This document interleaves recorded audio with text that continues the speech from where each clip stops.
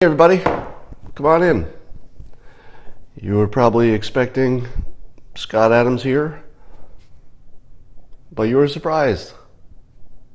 Because it's not always me. Sometimes it's my alter ego, the bearded lefty. Oh, you'll be hearing from both of us today. All right, does everybody have a coffee cup or a beverage or some kind of liquid which you would like to put in your mouth? Let's not be too specific. Everybody, simultaneous sip. Lift your mug. Good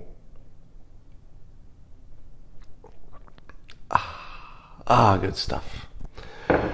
Well, you're probably all watching the news about the parade. Now, what is hilarious about this parade stuff, besides everything about it's kind of funny, Kim Jong-un apparently had a military parade yesterday, I think, and instead of going big, Kim Jong-un decided to go small. So he had a much smaller military parade than normal, and he didn't even televise it in North Korea. So apparently it wasn't all about the missiles and it wasn't televised. So we have this bizarre situation where President Trump's proposed military parade could make the United States more like North Korea than North Korea is like itself. At least parade-wise. Because it looks like North Korea is heading toward the lesser parade situation. Some people are speculating that maybe they're running out of money. Some people are saying maybe it's a sign of less militaristic outlook, so that maybe you can make some progress on unification, or at least driving a wedge between South Korea and North Korea. Now, if you're following this parade story, you know that a number of people have already weighed in. There's an admiral who says it's a bad idea, other military people saying, it's a bad idea, nobody likes to march. If you want to do something good for the troops, don't make them go out and march. Because apparently marching is no fun. You got to practice, and it's just a gigantic pain in the ass, and it costs money when we're trying to save money. So I'm still a little puzzled about the president's thinking on all this. I get the big picture that unifying the country around the military is generally good persuasion.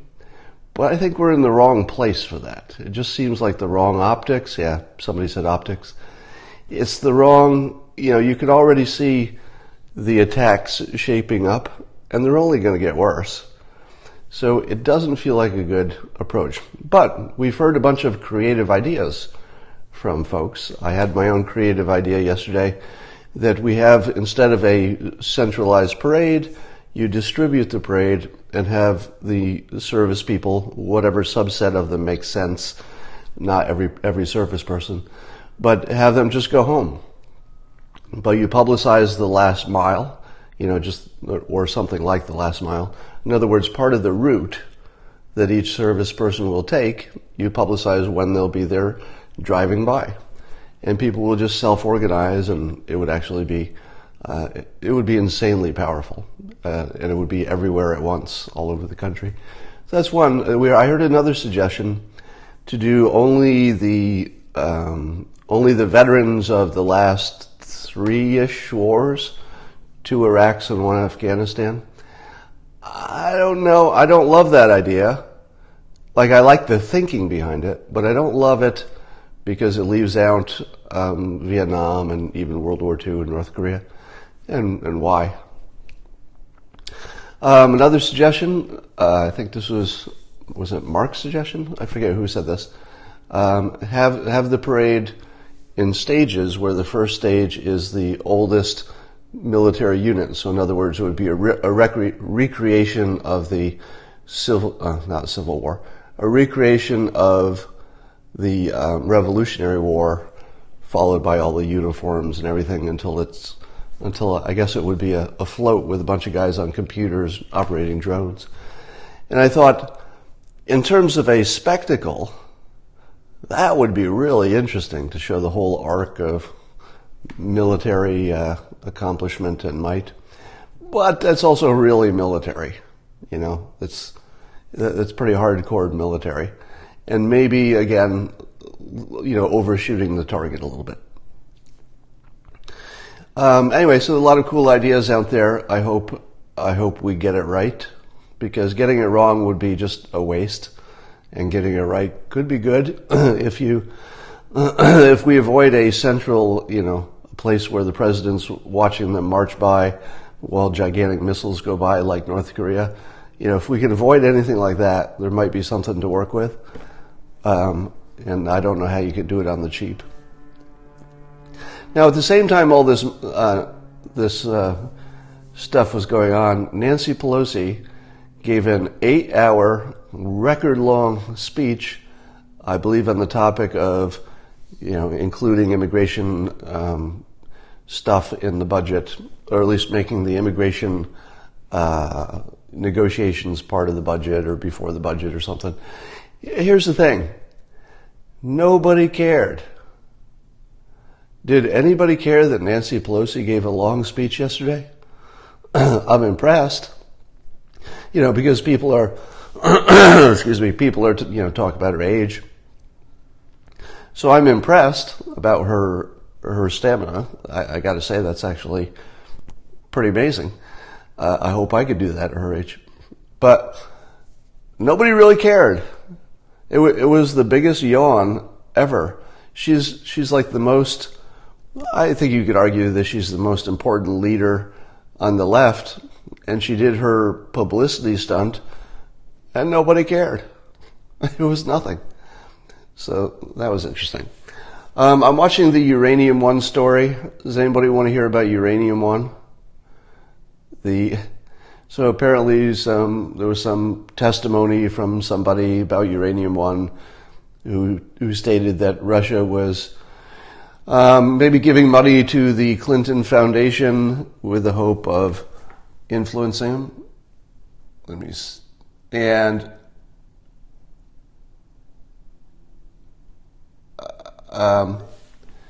the hope of influencing him. But in the article, I'm reading about how, you know, Russia backed some Russian company that bought Uranium 1 that has assets in the United States. All right? Now, part of that deal is that the Russian entity that bought the uranium assets in the United States, they're allowed to mine the assets, but they're not allowed to take it out of the United States. Now, can somebody explain to me exactly the nature of the scandal when the problem is we're worried that our vital uranium assets will be shipped to another country, when the very deal allows them not to ship it out of the country? Can anybody tell me what the problem is? How in the world is it, except that they did ship it out? Okay, well, that part has not been demonstrated in fact yet. All right, I'll look for any evidence of that, but I haven't seen any. It has been shipped out. So they can ship it to Canada and then it can go anywhere we want. Well, that's interesting because the article says, some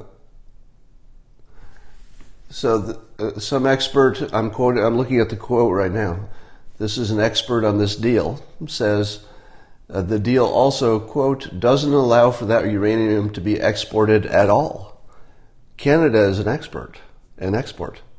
So the expert on export at Fox News, this is, so Colin Chilcote, an energy affairs specialist who has written extensively about Russia's energy deals. So this is an expert. He says that the deal doesn't allow it to be exported anywhere, including Canada. So did the expert get this wrong, but those random people on my Periscope know more about Uranium 1 than the expert who studies it? How in the world is this a scandal? And by the way, people giving money to the Clinton Foundation to influence the administration, I think we know that was happening. Unfortunately, it's completely legal. There's nothing illegal about giving money to a charity. All right, let's talk about my source. I'm looking at Fox News article by Caitlin Schallhorn, and the title is "Obama-Era Russian Uranium Deal: What to Know." And the link to that is on the front page at foxnews.com. So even Fox News says that the deal doesn't allow the uranium to be shipped out of the United States to anywhere. All right, that's Fox News reporting that, with no counter to it whatsoever. So if there's a scandal, it's a scandal about the different ways that we keep our own uranium in our own country. If you're telling me that's a scandal, I don't know what a scandal is. Okay? Let's talk about climate change. I'm going to say some things that you've heard in different ways before, but I'm going to come at it from a different way, because I think that the way you explain things, the persuasiveness of them, is important in this case. So if you've seen some form of this argument before, I'd ask you to bear with me, because it's about how to explain it the best, and I'm gonna hit you with another way to explain it. One of my critics on Twitter today was getting on me for saying that nobody can understand the implications of climate change, and that we non-scientists, if we look at a climate scientist, his argument, it always looks convincing. To me it does, if you see it by itself. So any climate argument, no matter which side they're on, the alarmist or the non-alarmist, if you see their argument in isolation, without the counterpoint, they both look really convincing. I gotta say, they look equally convincing to me. So somebody on Twitter mocked me by saying, "My God, all you have to do is, study the basic mechanics of climate change. There's not much to it. Once you study the basics of it, you can see that all the experts are on one side." And he ended with the FFS, for frick's sake, shall we say. So his point was that I'm an idiot if I can't simply wade in a little bit to climate science and figure it out on my own, and therefore check the work of scientists. Now, I nominated that as the dumbest thing anybody said in a year. I've heard some dumb things in the past year, but I haven't heard anything dumber than that a non-scientist can check the work of climate scientists. That is the dumbest thing you'll ever hear. And I'm going to show you how dumb it is today. Excuse me. By extending my my argument. So my argument on climate models is that they don't exist. Now, there are plenty of people who said, "Hey, the climate models exist, and they're either right or they're wrong, or they show you at least a range, or at least they all show that things are warming, and it wouldn't matter how much, you're in trouble any way you go." And I'm gonna debate that. I'm gonna tell you that there are scientific models which can be right or wrong, but the scientific models only tell you what happens in a sort of a straight line if things happen just the way science imagines they'll happen. But scientific models are not models upon which you make decisions in the real world. In order to make a decision in the real world, you need another model after the scientific model. So the scientific model is not the end of your reasoning, it's just one step. The step after that is the business model. Now, the business model tells you how to spend money, when to do it, where to put that money. If you haven't done that, you haven't studied climate science. Let me put a little meat on that argument. Let's say you're in the business world and you go into your boss's office. All right. Now, if you've not worked in this world, this would not be obvious. But for anybody who's worked in the business world, had a boss, had to suggest proposals and stuff, this is very familiar stuff. So let's say you go into your boss's office and you say, hey boss, I would like to suggest that we do option A, whatever option A is. And you say, here's my financial projection, and here I show you that doing option A is a good idea. What is your boss's smart reaction to that proposal? All right. So keep in mind that I've not told you any of the numbers, and you know what? You don't even need to know them for this question. I've just gone into my office and I said, I propose option A. Yes. So somebody who's worked in the real world has already given the answer here. What's option B? If you don't know option B, nothing has been presented. Let me say that again. If all you've seen is what will happen under option A, you've seen nothing. There's no information. The boss says, go back and give me information. Information enough to make a decision would look like this. We can do this, we can do this, we can do this, and most of all, you always got to include what happens if we do nothing. Now, the do nothing approach is essentially the default that the climate people kind of imagine, right? So the climate people imagine the straight line situation a few decades into the future, which first of all never happens. There's no such thing as a straight line for almost anything, really. There are always surprises.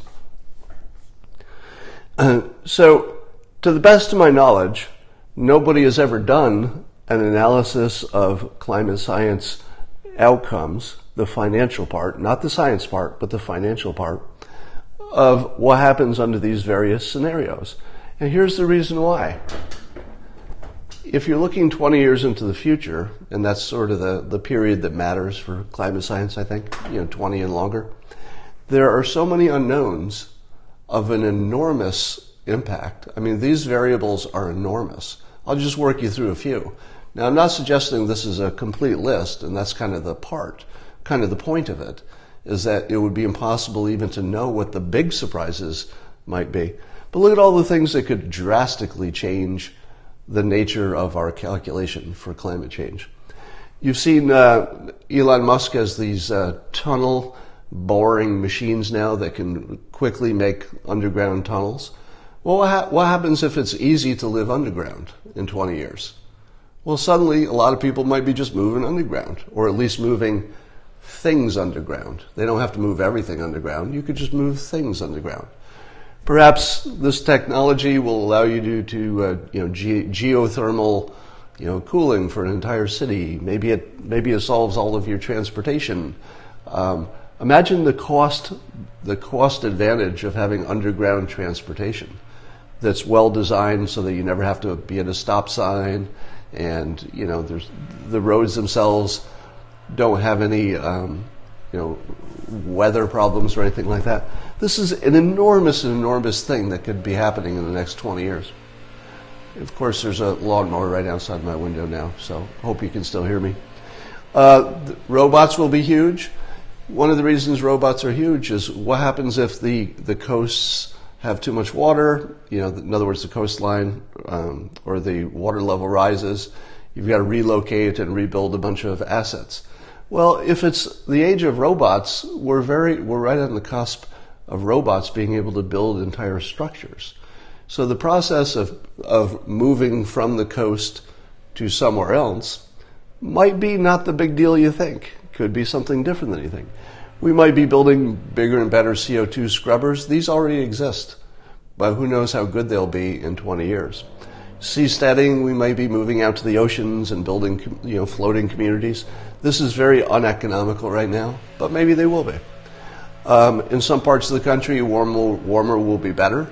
Has anybody netted out that for everything that gets destroyed, there will be another part of the world in which, oh my God, I want to just go shoot a lawnmower right now. That some parts of the country will be better. You've got your self-driving electric cars that could be an enormous impact on the environment. You've got indoor farm technology. I actually invest. I'm an investor in an indoor farm startup that's doing pretty well, actually.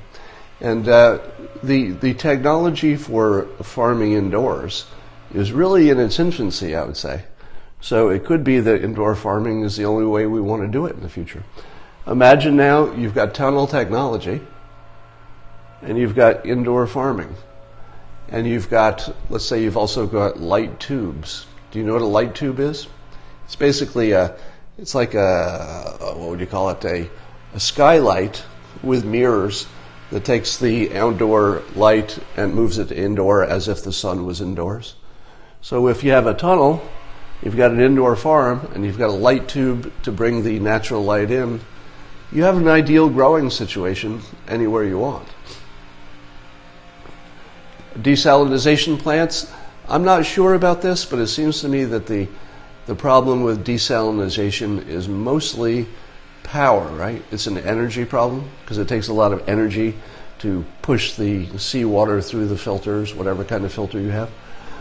So if you've got fusion power in 20 years, which experts say we will have, very cheap energy, or maybe even solar is cheaper by then, how much water do we need? Like we could be turning deserts into farms if you have enough water. So would the rising oceans be even enough for all the water that we might want to desalinate and pull out of the ocean? So all of this stuff, and especially this one, here's the one that makes the biggest difference. I think the text is covering it up a little bit, but this says opportunity costs. So if you're going to do a financial projection, you've got to include the opportunity costs. So if you're going to spend $1 trillion on option A, and let's say option A is to somehow reduce CO2 emissions, you have to at least compare that to option B, which is spend all of that money on healthcare, feeding the poor, protecting against terrorism, giving, malaria shots in Africa, whatever you put on the list. Because all of those things we know will save tons of lives. Tons of lives. $1 trillion put into saving the poor, keeping people alive, preventing war. $1 trillion, that's going to save a lot of lives, right? So if you haven't compared solving climate change to letting climate change run a little bit, letting the rich people on the coasts eat it, letting the poor people get jobs by moving them, I forgot to mention income inequality. One of the biggest problems in the world, people say, I don't agree with this, but I think people say one of the biggest problems in the world is income inequality. Well, who owns the property on the coasts, the places that will be most impacted by climate change? It's not poor people. Poor people don't live on the coast, right? So rich people will have to spend a lot of money to relocate if climate change raises the sea level. Who does the work, right? If I'm a rich guy and I have to move away from the ocean to a new place, who does the work? People who are not rich.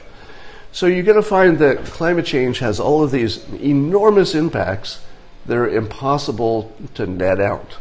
You really can't tell if it's even good or bad.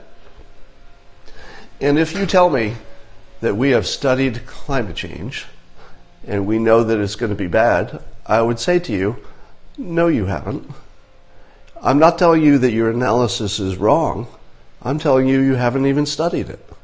Because if all you've done is, hey, if climate change keeps going the way it is, we're going to have this situation. Do you want this situation or no?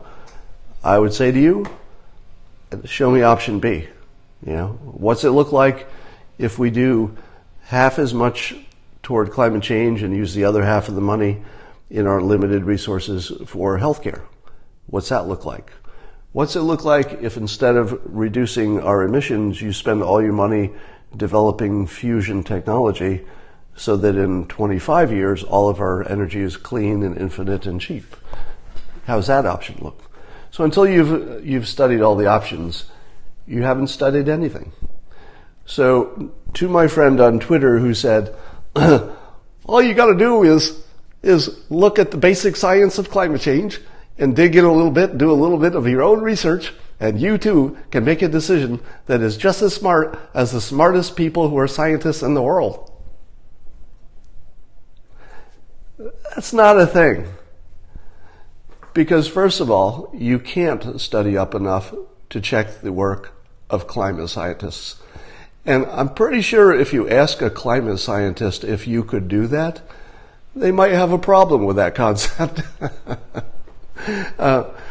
You can't even study up enough to do my job, you know. My job is probably the simplest thing you can do. It's like writing some jokes and drawing some pictures. But you'd have a hard time studying up even to do my job, right? People's jobs are hard. You can't just become a climate scientist because you spend a weekend in a good hotel. All right. So here's my argument. If somebody says, what about those climate models? You can say climate models are not science. They're tools used by scientists, and they're only half of the journey. The other half is what do you do about it? And that's a financial analysis. And I contend it's never been done. And there's a good reason the financial analysis has never been done.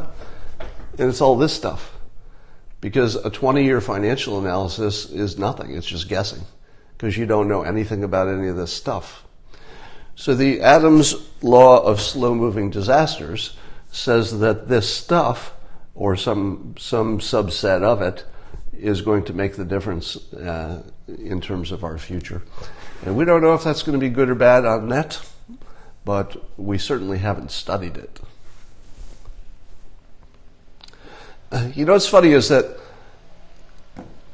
if you could pick, one most basic fact about climate science, if you could just pick one thing that you'd want everybody to understand, whether they're a scientist or a non-scientist, in order to make a decision, it would be this one thing. And watch how all of you disagree, or just watch how different the opinions are. Here's the one fact I challenge you to. How accurate have the climate forecasts of the past been? Now, most of you are probably Trump supporters. That's why you watch my periscopes. But I'll bet most of the people here are saying, no, the past projections of climate scientists have been false, and therefore the current ones might be false too. But if you were to ask a climate scientist that same question, how accurate have models been in the past? You know what they'd say, right? They would say they're very accurate. At least the temperature's within the zone. So why is it? Think about this. If we only had one question, if we could only just agree on one thing, please, about climate change. And it seems like this would be easy to agree on. Have the models in the past been accurate enough to be useful, or have they not? Just think about how simple that question is. That's a yes-no. All right, all of those of you who are saying no, I think you've been duped. All right, here's why I think the people who say that the models have not been accurate in the past have been duped by your own side. I know you don't want to hear this, okay? But the argument from the people who say models are relatively accurate is this, that in the past, there were individual scientists who made forecasts that were very wrong, right? So it is true that in the past, big publications, Time Magazine, etc., have published articles in which individual scientists, and maybe teams of them, have made forecasts that we know were completely wrong. But here's the trick. They were individuals. Fast forward to today, and I think the climate scientists would tell you, well, yes, there were bad forecasts in the past made by individuals. But right now we're talking about the consensus of scientists, and the consensus who agree on these models for the last, say, 10 years would agree that in the past 10 years, the current models, or at least the average of the models, have been accurate enough. So can it be true that the models have been inaccurate in the past, but it's also true that they're accurate today? And the answer is there is a difference. These are not apples and oranges. I believe it is true that there was no consensus in the past. So 20 years ago, I don't think you could find a consensus on a forecast. There were just individuals who made forecasts, and many of them were wrong. So that's what you know about past models, is that individuals were wrong. What we don't know is whether in the past 10 years, the consensus, as opposed to individuals, we don't know if the consensus got the direction right. It looks like maybe they did. So is that a case? It's the most basic question. Have we been right before about forecasts? And I think we can't even agree what that means. So it's going to be pretty hard to get any kind of agreement on this stuff. Now, some people say, somebody says, sorry, Scott, you were wrong. You know what I say about the people who say you're wrong? Let me tell you what I say about them. You're wrong, Scott. You're wrong. Because you know what? When people have reasons for why you're wrong, they put the reason there. The reason would be right in that comment.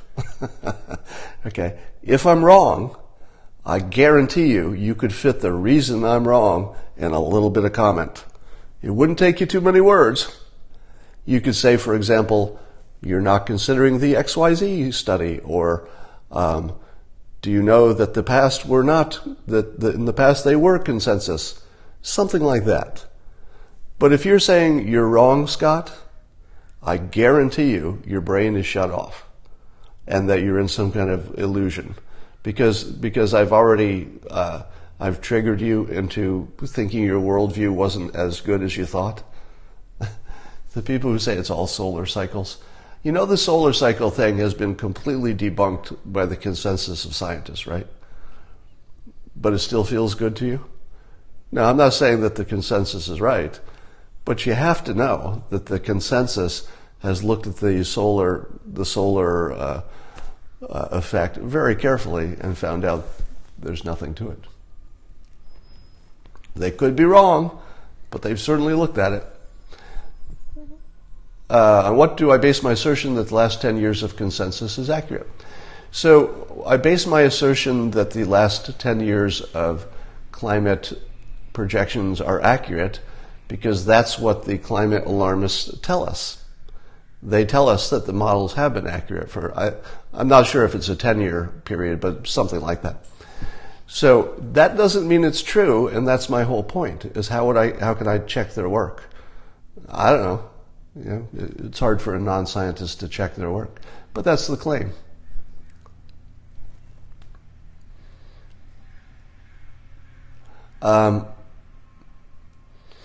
Yes, and it might be that the optimum temperature in the future is warmer. Warmer might be better.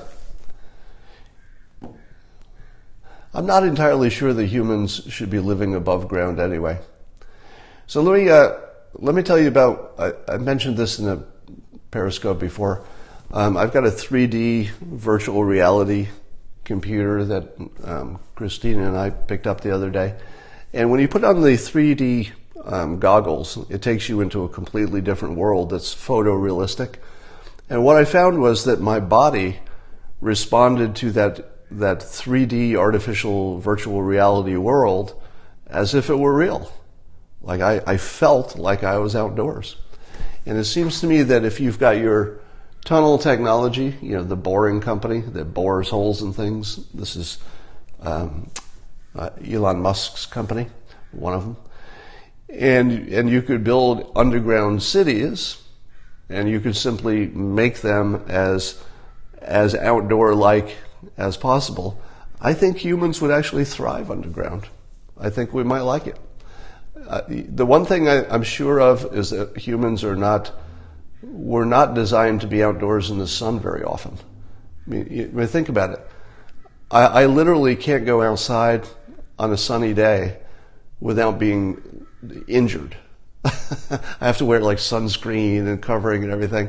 I got to wear a hat. I've got to wear sunglasses. My eyes aren't even like even my eyes will be damaged if I just go outdoors.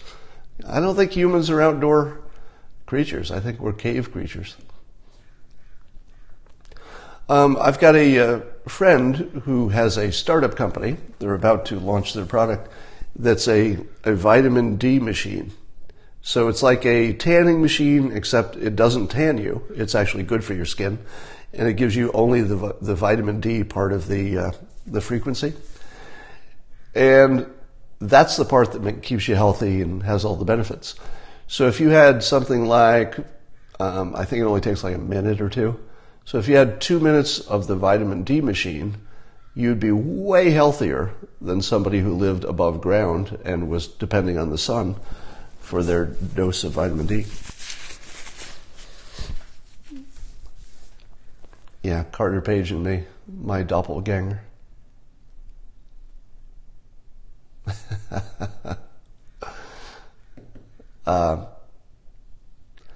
So anyway, someday the Bill Gates city of the future might be all we care about, and it might like the sun, and it might have an underground part to it.